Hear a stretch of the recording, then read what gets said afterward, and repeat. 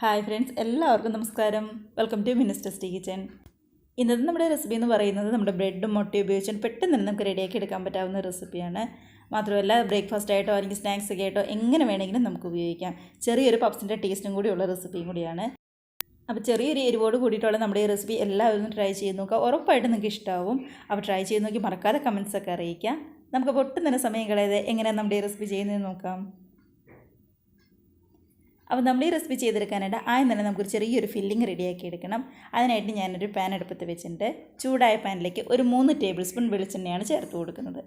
ഇനി വെളിച്ചെണ്ണയ്ക്ക് പകരം വേണമെന്നുണ്ടെങ്കിൽ നിങ്ങൾക്ക് ഓയിൽ ചേർത്ത് കൊടുക്കാം. സൺഫ്ലവർ ഓയിൽ ഏതാണെങ്കിലും കുഴപ്പമില്ല. അപ്പോൾ ഇതിനകത്തേക്ക് മീഡിയം സൈസുള്ള ഒരു 3 സവാള ഞാൻ എടുത്തിട്ടുണ്ട്. അപ്പോൾ നമ്മുടെ ചോപ്പറിൽ വെച്ച് നന്നായിട്ട് തന്നെ ഒന്ന് ചോപ്പ് ചെയ്തെടുത്തതാണ്. നമ്മുടെ സവാള ഇങ്ങനെ ചോപ്പ് ചെയ്തതിന് പകരം ചെറുതായിട്ട് കനം കുറച്ച് നീളത്തിൽ കീറിയെടുത്താലും മതിയാവും. അപ്പോൾ ഇങ്ങനെ ചോപ്പ് ചെയ്തെടുക്കുകയാണെങ്കിൽ ഒരുപാട് നേരം കഷ്ടപ്പെടണ്ടല്ലോ, അതുകൊണ്ടാണ്. കൂടെ തന്നെ എരിവിനായിട്ട് ഒരു 3 പച്ചമുളക് ചെറുതായിട്ട് കട്ട് ചെയ്തും കൂടി ചേർത്ത് കൊടുക്കുന്നുണ്ട്. ഇനി നമുക്ക് ഇതിനകത്തേക്ക് ചേർത്ത് കൊടുക്കേണ്ടത് കറിവേപ്പിലയാണ്. അപ്പോൾ 2 തണ്ട് കറിവേപ്പില മാത്രം നമ്മൾ ഇതിനകത്തേക്ക് ചേർത്ത് കൊടുക്കുക. കൂടെ തന്നെ 1 ടേബിൾ സ്പൂൺ ഇഞ്ചി വെളുത്തുള്ളി പേസ്റ്റോ അല്ലാന്നുണ്ടെങ്കിൽ ഇഞ്ചി വെളുത്തുള്ളി നല്ലതുപോലെ ചതച്ചെടുത്തതാണെങ്കിലും കുഴപ്പമുണ്ടാവില്ല. അപ്പോൾ ഇത്രയും കൂടി ചേർത്തിട്ട് നമുക്ക് നല്ലതുപോലെ തന്നെ ഒന്ന് വഴറ്റിയെടുക്കാം. അപ്പോൾ നമ്മുടെ സവാളയുടെ പച്ചമണമൊക്കെ ശരിക്കും ഒന്ന് മാറി കിട്ടണം. അപ്പോൾ ഇത് വഴന്ന് വരാൻ ആവശ്യമായിട്ടുള്ള ഉപ്പും കൂടി ചേർത്തിട്ടാണ് നമ്മളിതൊന്ന് വഴറ്റിയെടുക്കുന്നത്. ഇപ്പോൾ എൻ്റെ കയ്യിൽ മീഡിയം സൈസുള്ള 3 സവാള ആയതുകൊണ്ടാണ് ഞാൻ 3 എണ്ണം എടുത്തത്. ഇല്ല, വലിയ സവാളയാണ് എന്നുണ്ടെങ്കിൽ 2 എണ്ണം മാത്രം മതിയാവും. നമ്മളിപ്പോൾ എത്ര സവാള എടുത്തെന്ന് പറഞ്ഞാലും നന്നായിട്ടങ്ങ് വെന്ത് കുഴഞ്ഞു വരുമ്പോൾ ഒട്ടും തന്നെ ഉണ്ടാവില്ല. അപ്പോൾ നമ്മുടെ ഫില്ലിങ്ങിന് ആവശ്യമായിട്ടുള്ള മസാലയ്ക്ക് വേണ്ടിയിട്ടാണ് നമ്മൾ മീഡിയം സൈസുള്ള 3 സവാള ഇതേപോലെ ചോപ്പ് ചെയ്തെടുത്തത്. അപ്പോൾ ഇനി നന്നായിട്ട് ഇതൊന്ന് വാടി വരട്ടെ. ഗ്യാസ് ഒരു മീഡിയത്തിൽ ഇട്ടാൽ മതി കേട്ടോ, ഫുൾ ഫ്ലെയിമിലൊന്നും ഇടണ്ട. ഇപ്പോൾ നമ്മുടെ സവാളയുടെ പച്ചമണമൊക്കെ ഒന്ന് മാറി പതുക്കെ ഒന്ന് വാടി കുഴഞ്ഞു വരാനായിട്ട് തുടങ്ങിയിട്ടുണ്ട്. അപ്പോൾ ആ സമയത്ത് ഇതിനകത്തേക്ക് ഒരു ചെറിയൊരു തക്കാളിയും കൂടി കട്ട് ചെയ്ത് ചേർത്ത് കൊടുക്കാം.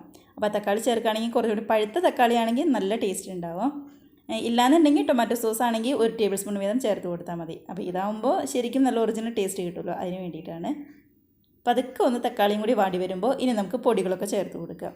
അപ്പോൾ പൊടികളെന്ന് പറയുന്നത് ഒരു 1/4 ടീസ്പൂണിൻ്റെ അടുത്തേക്ക് മഞ്ഞൾപ്പൊടി ചേർത്താൽ മതി. മഞ്ഞൾപ്പൊടി ഒരുപാടൊന്നും ആയിപ്പോകരുത്, ഭയങ്കര കുത്തുണ്ടാവും. ഒരു 1/4 ടീസ്പൂൺ മഞ്ഞൾപ്പൊടി, അതേപോലെ തന്നെ മുളക് പൊടിയാണ്. കാശ്മീരി റെഡ് ചില്ലി ആയതുകൊണ്ടാണ് ഞാനിവിടെ 1 ടേബിൾ സ്പൂൺ എടുത്തിരിക്കുന്നത്.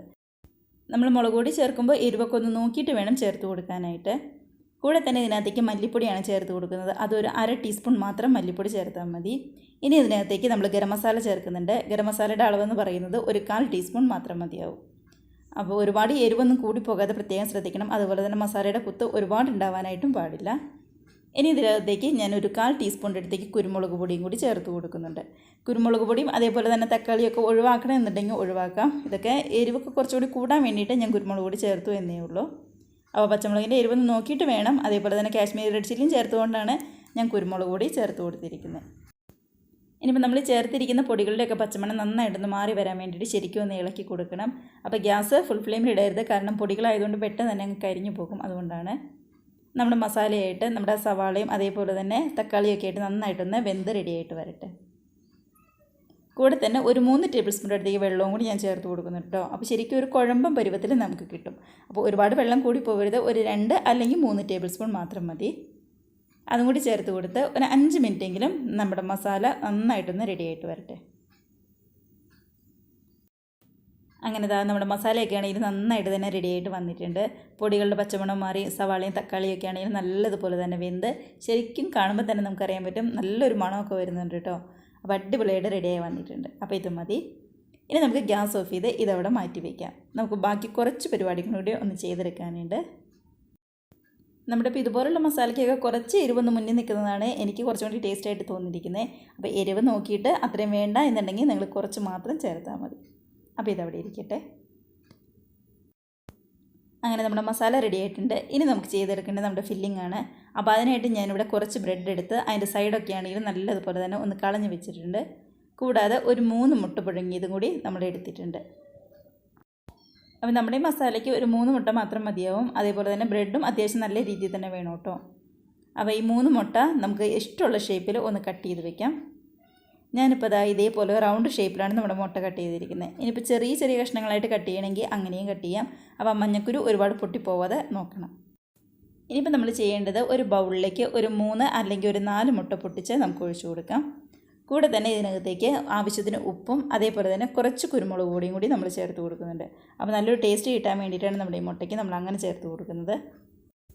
നമ്മളിപ്പോൾ എടുത്തിരിക്കുന്ന ബ്രെഡ് ഈ മുട്ടയുടെ മിക്സിൽ മുക്കിയിട്ട് വേണം നമ്മുടെ പാനിൽ വെച്ച് ഒന്ന് സെറ്റ് ചെയ്യാൻ വേണ്ടിയിട്ട്. അതിനാണ് നമ്മൾ മുട്ടയുടെ ഫില്ലിങ് അല്ലെങ്കിൽ നമ്മുടെ മുട്ടയുടെ മിക്സ് നമ്മൾ ഇങ്ങനെയൊന്ന് റെഡിയാക്കി എടുക്കുന്നത്. അപ്പോൾ ചെറിയൊരു എരിവിന് വേണ്ടിയിട്ടാണ് ഒരു 1/4 ടീസ്പൂൺ മാത്രം കുരുമുളക് പൊടി ചേർത്ത് കൊടുക്കുന്നത്. കുരുമുളക് പൊടി വേണ്ട എന്നുണ്ടെങ്കിൽ അത് ഒഴിവാക്കാം. ഇതാ കണ്ടു, ഇത്രയും മതിയാവും, ഒരുപാടൊന്നും വേണ്ട, ഒരു 1/4 ടീസ്പൂൺ മാത്രം മതി. ഇതിപ്പോൾ നല്ലതുപോലെ ഒന്ന് മിക്സ് ചെയ്തതിന് ശേഷം നമുക്കിത് റെഡിയാക്കാനായിട്ട് തുടങ്ങാം. അങ്ങനെ നമ്മുടെ മുട്ടയുടെ മിക്സ് റെഡി ആയിട്ടുണ്ട്. അപ്പോൾ ഇതേപോലെ ഒരു പാനിലാണ് ഞാൻ ചെയ്തെടുക്കുന്നത്. ഒരുപാട് വലിപ്പത്തിലൊന്നും അല്ലാത്ത ഒരു മീഡിയം സൈസിലുള്ള പാൻ ഉണ്ടല്ലോ, അതിനകത്ത് ചെയ്യാം. ഇല്ലാന്നുണ്ടെങ്കിൽ നമ്മുടെ ഒരു 3 ലിറ്ററിൻ്റെ ഒരു കുക്കർ ഉണ്ടാവുമല്ലോ, അതിനകത്ത് ചെയ്തെടുത്താലും മതിയാവും. അപ്പോൾ നമ്മൾ ആദ്യം ചെയ്യുന്നത് ഈ പാനിലേക്ക് കുറച്ച് നെയ്യൊന്ന് നമ്മൾ പറ്റി കൊടുക്കാനാണ്. ഇപ്പോൾ നെയ്യോ ബട്ടറോ ഏതാണെങ്കിലും കുഴപ്പമില്ല.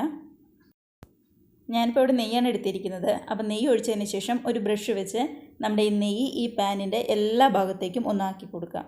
ഇങ്ങനെ എല്ലാ ഭാഗത്തേക്കും ആക്കി കൊടുത്താൽ മാത്രമേ ഇത് വെന്ത് കഴിയുമ്പോൾ നമ്മുടെ ബ്രെഡൊക്കെ ആണെങ്കിലും ഇങ്ങ് വിട്ടു പോരാനായിട്ട് നല്ല എളുപ്പം ഉണ്ടാവുള്ളൂ.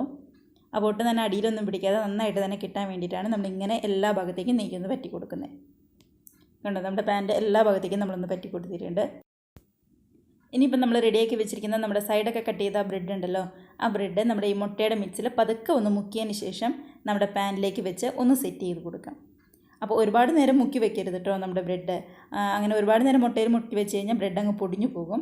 അപ്പോൾ ഒന്ന് പതുക്കെ മുക്കിയിട്ട് അപ്പോൾ തന്നെ നമുക്ക് എടുത്താൽ മതി. കണ്ടത്, ഇതേപോലെ സൈഡിലേക്ക് പതുക്കെ ഒന്ന് കയറ്റി എല്ലാ ബ്രെഡും നമുക്കിതേപോലെ ഒന്ന് സെറ്റ് ചെയ്ത് വെക്കാം. അപ്പോൾ ഇങ്ങനെ ബ്രെഡ് സെറ്റ് ചെയ്യുമ്പോൾ ഒന്ന് പതുക്കെ സൂക്ഷിച്ചിട്ട് വേണം ചെയ്യാനായിട്ട്. ഒരുപാട് തിരക്ക് പിടിച്ച് ഈ സെറ്റിങ് മാത്രം ചെയ്യാനായിട്ട് നിൽക്കരുതേ. കാരണം ബ്രെഡ് നമ്മൾ ഈ മുട്ടയിൽ മുക്കിയതുകൊണ്ട് പൊടിഞ്ഞു പോരാനുള്ള സാധ്യതയുണ്ട്. അതുകൊണ്ട് പതുക്കെ പതുക്കെ നോക്കിയിട്ട് വേണം ഒന്ന് ചെയ്തെടുക്കാനായിട്ട്. നമ്മളിങ്ങനെ ബ്രെഡ് വെച്ച് കഴിയുമ്പോൾ നമ്മുടെ പാനിൻ്റെ അടിഭാഗം മുഴുവൻ കവർ ചെയ്യാൻ പാകത്തിന് വേണം ചെയ്യാനായിട്ട്. അപ്പോൾ ഒരു ബ്രെഡ് ഇപ്പം നമ്മൾ 4 ബ്രെഡ് വെച്ചിട്ടുണ്ട്. അപ്പോൾ ഇനി നമ്മൾ ചെയ്യേണ്ടത് ആ സൈഡിലൊക്കെയും ഒന്ന് സെറ്റ് ചെയ്യലാണ്. ഒന്നെങ്കിൽ ഇതേപോലെ ഫുള്ളായിട്ടുള്ള ബ്രെഡ് വയ്ക്കുക, ഇല്ലാന്നുണ്ടെങ്കിൽ 2ആയിട്ട് കട്ട് ചെയ്ത് ആ സൈഡൊക്കെ ഒന്ന് ഫില്ല് ചെയ്ത് കൊടുത്താലും മതിയാവും. ഞാനിവിടെ ഒരു 2 ബ്രെഡ് ഇതേപോലെ കട്ട് ചെയ്ത് വെച്ചിട്ടാണ് സൈഡൊക്കെ ആണെങ്കിലും ഒന്ന് ഫില്ല് ചെയ്തെടുക്കുന്നത്. അപ്പോൾ സൈഡൊക്കെ ഫില്ല് ചെയ്യാതിരുന്ന് കഴിഞ്ഞ് കഴിഞ്ഞാൽ നമ്മുടെ മസാലയൊക്കെ വെക്കുമ്പോൾ മസാലയാണെങ്കിലും ഈ പാൻ്റെ ഏറ്റവും അടിഭാഗത്തേക്ക് അങ്ങ് ചെല്ലും. അപ്പോൾ അതത്ര നല്ലതാവില്ല. അതിന് വേണ്ടിയിട്ടാണ് നമ്മളിങ്ങനെ എല്ലാ ഭാഗവും കവർ ചെയ്ത് കൊടുക്കുന്നത്. കണ്ടത്, ഇപ്പോൾ കാണുമ്പോൾ തന്നെ നമുക്ക് അറിയാൻ പറ്റും നമ്മുടെ ബ്രെഡ് വെച്ച് നമ്മൾ എല്ലാ സൈഡും കവർ ചെയ്ത് കൊടുത്തിട്ടുണ്ട്. അടിഭാഗമൊക്കെ ആണെങ്കിലും ഒട്ടും തന്നെ കാണാനും പറ്റുന്നില്ല. ഇതാ നമ്മൾ ഇങ്ങനെ സെറ്റ് ചെയ്ത് വെച്ച് നമ്മുടെ ഈ ബ്രെഡിൻ്റെ മേളിലേക്കാണ് നമ്മൾ നേരത്തെ റെഡിയാക്കി വെച്ചിരുന്നത് നമ്മുടെ മസാല ചേർത്ത് കൊടുക്കുന്നത്. നമ്മൾ നേരത്തെ റെഡിയാക്കി വെച്ച് സവാളയൊക്കെ ചേർത്ത് വെച്ചിരിക്കുന്ന മസാല ഉണ്ടല്ലോ, അത് നമുക്ക് ഇതിൻ്റെ മേളിലേക്ക് അങ്ങ് ചേർത്ത് കൊടുക്കാം. നമ്മളിപ്പോൾ റെഡിയാക്കി വെച്ചിരിക്കുന്ന മുഴുവൻ മസാലയും നമ്മൾ ചേർക്കുന്നുണ്ട്. അപ്പം നടുഭാഗത്തിലേക്ക് വേണം ചേർക്കാനായിട്ട്. ഒരുപാട് സൈഡിലേക്ക് അങ്ങ് പോകണ്ട. കറക്റ്റ് ആ നടുഭാഗത്തേക്കായിട്ട് നമ്മൾ എല്ലാ മസാലയും അങ്ങ് വെച്ച് കൊടുക്കാം നമുക്ക്. അങ്ങനെ നമ്മുടെ ബ്രെഡിൻ്റെ മേളിലേക്ക് എല്ലാ മസാലയും റെഡിയാക്കി വെച്ചിട്ടുണ്ട്. ഇനി നമ്മൾ നേരത്തെ കട്ട് ചെയ്ത് വെച്ചിരിക്കുന്ന നമ്മുടെ പുഴുങ്ങിയ മുട്ടയുണ്ടല്ലോ, അത് നമുക്കങ്ങ് വെച്ച് കൊടുക്കാം. നമ്മുടെ മസാല ഫുള്ളായിട്ട് കവർ ചെയ്യുന്ന രീതിയിൽ വേണം നമ്മൾ ഈ മുട്ട മുഴുവൻ വെച്ച് കൊടുക്കാനായിട്ട്. അപ്പോൾ 3 മുട്ടയാണ് ഇപ്പോൾ ഞാൻ എടുത്തിരിക്കുന്നത്. അപ്പോൾ പാനിൻ്റെ വലിപ്പത്തിനനുസരിച്ച് മുട്ടയുടെയും അതേപോലെ തന്നെ ബ്രെഡിൻ്റെയും എണ്ണത്തിൽ അങ്ങോട്ടോ ഇങ്ങോട്ടോ വ്യത്യാസം വന്നിരിക്കുക കേട്ടോ. അപ്പോൾ കയ്യിലിരിക്കുന്ന പാൻ കുറച്ചും കൂടി വലുതാണെങ്കിൽ കുറച്ചും കൂടി മുട്ടയും അതേപോലെ തന്നെ ബ്രെഡും കുറച്ചും കൂടി വേണ്ടി വരും. മറിച്ച് ചെറുതാണെന്നുണ്ടെങ്കിൽ കുറച്ച് മാത്രം ചേർത്താൽ മതിയാവും. അങ്ങനെ എല്ലാ മുട്ടയും നമ്മൾ വെച്ച് കൊടുത്തിട്ടുണ്ട് മസാലയുടെ മേളിലേക്ക്. ഇനിയിപ്പോൾ ഏറ്റവും ലാസ്റ്റായിട്ട് നമ്മൾ ചെയ്യേണ്ടത് നമ്മുടെ ബാക്കി മുട്ടയുടെ മിക്സിലേക്ക് ബാക്കി വന്നിരിക്കുന്ന ബ്രെഡും കൂടി മുക്കി ഇതിൻ്റെ മേൽഭാഗം ഒന്ന് കവർ ചെയ്ത് വെക്കലാണ് ചെയ്യേണ്ടത്. നമ്മൾ ആദ്യം താഴ്ഭാഗം കവർ ചെയ്തതുപോലെ തന്നെയാണ് മേൽഭാഗവും കവർ ചെയ്യുന്നത്, ഒരു മാറ്റവും ഇല്ല. അപ്പോൾ ഓരോ ബ്രെഡ് എടുത്ത് മുട്ടയിൽ മുക്കി ഇതേപോലെ എല്ലാ സൈഡും സെറ്റ് ചെയ്ത് നമുക്ക് കൊടുക്കാം. നമ്മൾ ബ്രെഡ് മുക്കാൻ വേണ്ടിയിട്ട് ആദ്യം ഒരു 3 മുട്ടയാണ് പൊട്ടിച്ചൊഴിച്ചത്. അത് കൂടാതെ ഞാൻ ഒരു 2 എണ്ണം കൂടി ചേർത്ത് കൊടുത്തിട്ടുണ്ടായിരുന്നു കേട്ടോ. ഇതിപ്പോൾ നമ്മൾ ഓരോ ബ്രെഡ് മുക്കുമ്പോഴും ആ മുട്ടയുടെ മിക്സ് ഒന്ന് കുറഞ്ഞു വരും. അപ്പോൾ അതിനനുസരിച്ച് 1-2 മുട്ടയും കൂടി നമ്മൾ പൊട്ടിച്ച് ചേർത്ത് കൊടുക്കേണ്ടതായിട്ട് വരും. ഞാനിപ്പോൾ ഇങ്ങനെ ബ്രെഡ് ഒന്ന് മുക്കി മിക്സ് ചെയ്യാനായിട്ട് ഒരു 5 മുട്ടയാണ് എടുത്തത്. അപ്പോൾ അതെനിക്കിപ്പോൾ ഏകദേശം കറക്റ്റായിട്ട് തന്നെയാണ് വന്നത്. ആ മുട്ടയുടെ മേളിലേക്ക് എല്ലാ ഭാഗത്തേക്കും വെക്കാനായിട്ട് എനിക്ക് കറക്റ്റായിട്ട് തന്നെ കിട്ടി. കണ്ടതാ, അങ്ങനെ നമ്മൾ എടുത്തിരിക്കുന്ന ബ്രെഡ് മുഴുവൻ ഇതിൻ്റെ മേളിലേക്ക് നമ്മൾ സെറ്റ് ചെയ്ത് വെച്ചിട്ടുണ്ട്. ഇനിയിപ്പോൾ ബാക്കി മുട്ടയിലേക്ക് ഒരു 2 തണ്ട് കറിവേപ്പിലയും കൂടി ചേർത്ത് ഞാൻ ആ പാനിൻ്റെ മേളിലേക്ക് തന്നെ അങ്ങ് ഒഴിച്ച് കൊടുത്തിട്ടുണ്ട്. നമ്മളിങ്ങനെ കറിവേപ്പില ചേർക്കുമ്പോൾ കാണാനൊരു ഭംഗിയുണ്ടാവും, അതിന് വേണ്ടിയിട്ടാണ് ഞാൻ ചേർത്ത് കൊടുത്തത്. ഇനി വേറെ ഒന്നുമില്ല, നമ്മൾ നേരെ ഇത് അടുപ്പത്തേക്ക് വെക്കുവാണ്. അപ്പോൾ പാൻ ആയതുകൊണ്ട് നേരിട്ട് അടുപ്പത്തേക്ക് വെക്കേണ്ട. ഇതേപോലെ പഴയൊരു അപ്പച്ചട്ടി ഉണ്ടാവുമല്ലോ, അതൊന്ന് പ്രീഹീറ്റ് ചെയ്തതിന് ശേഷം അതിൻ്റെ മേളിലേക്കാണ് നമ്മൾ ഈ പാൻ വെച്ച് കൊടുക്കുന്നത്. അപ്പോൾ ഇങ്ങനെ അപ്പച്ചട്ടി വെച്ച് കൊടുക്കുമ്പോൾ നേരിട്ട് അടിയിലേക്കൊന്നും പിടിക്കാതെ ഒട്ടും തന്നെ കരിഞ്ഞൊന്നും പോകാതെ നന്നായിട്ട് തന്നെ കിട്ടും. അതിന് വേണ്ടിയിട്ടാണ്. അപ്പോൾ അപ്പച്ചട്ടി ചൂടായി കഴിയുമ്പോൾ ഗ്യാസ് ഏറ്റവും ലോ ഫ്ലെയിമിലാക്കിയിട്ട് വേണം നമ്മുടെ പാൻ നമ്മൾ വെച്ച് കൊടുക്കാനായിട്ട്. അപ്പോൾ ഗ്യാസ് ഒരു ഏറ്റവും ലോ ഫ്ലെയിമിലാക്കി ഒരു 20-25 മിനിറ്റെങ്കിലും ഒരു സൈഡൊന്ന് വേവാനായിട്ട് നമുക്കൊന്ന് വെച്ച് കൊടുക്കണം. അപ്പോൾ അത് അവിടെ നന്നായിട്ടൊന്ന് റെഡിയായിട്ട് വരട്ടെ. ഇപ്പോൾ ഒരു 25 മിനിറ്റിന് ശേഷം നമ്മളൊന്ന് നോക്കുവാണ്. അപ്പോൾ അങ്ങനെ നോക്കുമ്പോൾ സൈഡൊക്കെ ആണെങ്കിലും അത്യാവശ്യം നല്ല രീതിയിൽ ഒന്ന് പതുക്കെ കളറൊക്കെ ഒന്ന് മാറി വന്നിട്ടുണ്ട്.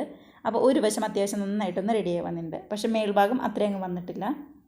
അപ്പോൾ മേൽഭാഗം റെഡിയാക്കാൻ വേണ്ടിയിട്ട് വേറൊരു പാനിലേക്ക് കുറച്ച് നെയ്യും കൂടി നമ്മളൊന്ന് പറ്റി കൊടുത്തിട്ടുണ്ട്. അതിനുശേഷം ഇതിലേക്ക് നമുക്ക് നേരെ അങ്ങ് മറിച്ചിട്ട് കൊടുക്കാം. അപ്പോൾ നമ്മുടെ മറുഭാഗമൊക്കെ ആണെങ്കിലും ഇങ്ങനെ ഒരു പാനിലേക്ക് വെച്ച് കഴിഞ്ഞാൽ പെട്ടെന്ന് തന്നെ ഇങ്ങനെ വെന്ത് കിട്ടും. ഒരുപാട് സമയമൊന്നും വേണ്ടി വരില്ല. ഇനി ഒരു 10 മിനിറ്റ് അത്രയും മാത്രം മതിയാവും.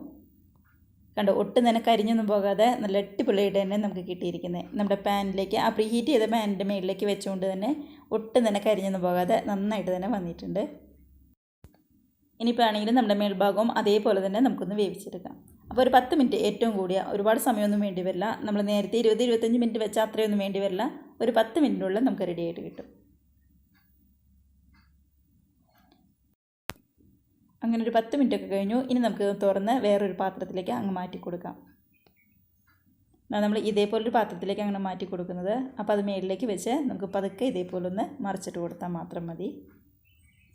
കണ്ടോ, നന്നായിട്ട് തന്നെ ഒന്ന് വെന്ത് റെഡിയായിട്ട് വന്നിട്ടുണ്ട്. ഒരു 10 മിനിറ്റ് അത്രയും മതിയാവും. ഇനി ഇതിൻ്റെ ചൂടൊക്കെ ഒന്ന് ആറിക്കഴിയുമ്പോൾ നമുക്ക് പതുക്കെ ഇതൊന്ന് കട്ട് ചെയ്തും കൂടി നോക്കാം എന്തായി അതിൻ്റെ ഉൾഭാഗമൊക്കെ ഒന്ന് അറിയാൻ വേണ്ടിയിട്ട്. ഇപ്പോൾ ഒരു ചെറിയ ചൂടുണ്ട്, അതൊന്ന് ചൂടാറി വരട്ടെ.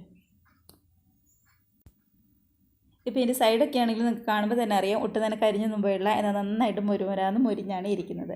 ശരിക്കും നമ്മൾ ബ്രെഡൊക്കെ നന്നായിട്ട് ടോസ്റ്റ് ചെയ്ത് കഴിക്കില്ലേ, ആ ഒരു രീതിക്കാണ് ഇപ്പോൾ നമുക്ക് കിട്ടിയിരിക്കുന്നത്. മാത്രമല്ല നെയ്യൊക്കെ ചേർത്തുകൊണ്ട് തന്നെ ഒരു നല്ലൊരു ടേസ്റ്റ് ഉണ്ടാവും കേട്ടോ. ഇനിയിപ്പോൾ ഒരുപാട് സമയമൊന്നും കളയാതെ നമുക്കിതൊന്ന് കട്ട് ചെയ്ത് നോക്കാം. ഇപ്പോൾ അതിൻ്റെ തീ ചൂടൊക്കെ ഒന്ന് ആറി വന്നിട്ടുണ്ട്.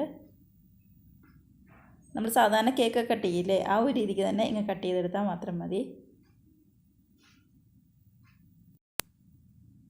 കണ്ടോ, ഇപ്പോൾ ചെറിയൊരു ചൂടുണ്ട്, എന്നാലും കുഴപ്പമൊന്നുമില്ല. നന്നായിട്ട് തന്നെ നമുക്ക് കിട്ടിയിട്ടുണ്ട്. ആ മസാലയും മുട്ടയും ബ്രെഡും എല്ലാം കൂടി നന്നായിട്ട് തന്നെ യോജിച്ച് അടിപൊളിയായിട്ട് തന്നെ വന്നിട്ടുണ്ട്.